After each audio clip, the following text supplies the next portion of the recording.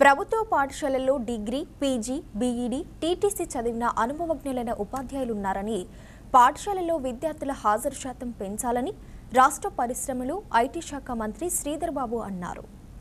బుధవారం మల్హార్రావు మండలం వల్లింకుంట గ్రామంలోని జిల్లా ప్రజా పరిషత్ ఉన్నత పాఠశాలలో 12 లక్షల రూపాయలతో నిర్మించిన అదనపు తరగతి గదులను మంత్రి ప్రారంభించారు. ప్రభుత్వ పాఠశాలలో నాణ్యమైన విద్యాబోధన జరిగేందుకు ప్రభుత్వం పాఠశాలల మరమ్మతుల కార్యక్రమం చేపట్టినట్లు తెలిపారు. విద్యార్థుల హాజరు శాతాన్ని పెంచవలసిన అవసరం ఉందని పేర్కొన్నారు. ఈ సందర్భంగా ఉపాధ్యాయులు సొంత జిల్లాలకు బదిలీ చేయాలని కోరగా స్పందించిన మంత్రి, అప్పటి ప్రభుత్వం ఇష్టానుసారంగా 317 రాష్ట్రపతి ఉత్తర్వులు తయారు చేశారని అన్నారు. ఉద్యోగుల సమస్యలను గుర్తించిన ప్రభుత్వం సవరణ చేసేందుకు కృషి చేస్తున్నట్లు ఆయన పేర్కొన్నారు.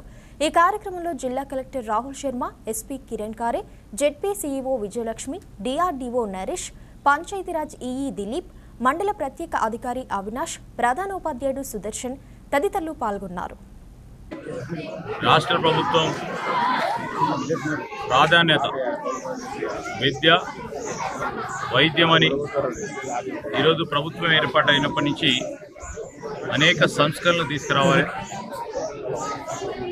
పేద పిల్లలు, ప్రతి ఒక్క విద్యార్థి రాష్ట్రానికి సంబంధించి ప్రభుత్వ పాఠశాలలో చదవాలి. పిల్లలు స్కూల్కి రావాలంటే అన్ని విధాల సదుపాయాలు ఉండాలి.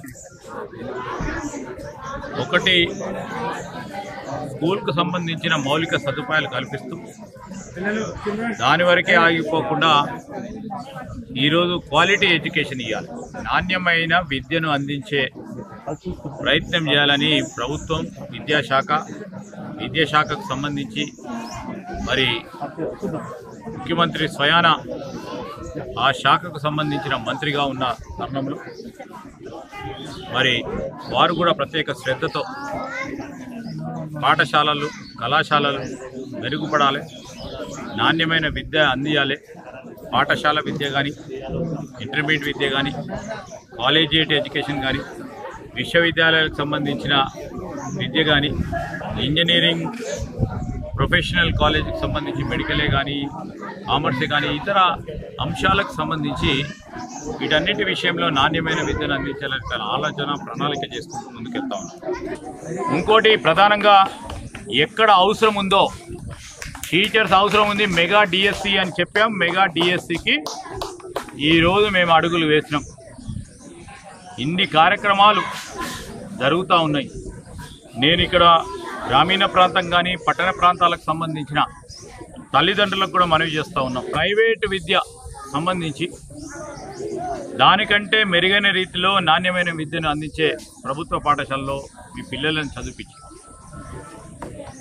విద్యకు సంబంధించిన అంశం విషయంలో ప్రభుత్వం తీసుకుంటా ఉన్న అన్ని చర్యలను గుర్తించి ముందుకు తీసుకెళ్తా ఉన్నాం. మీరందరూ కూడా సహకరించాలని మేము పిలుపునిస్తూ ఉన్నాం.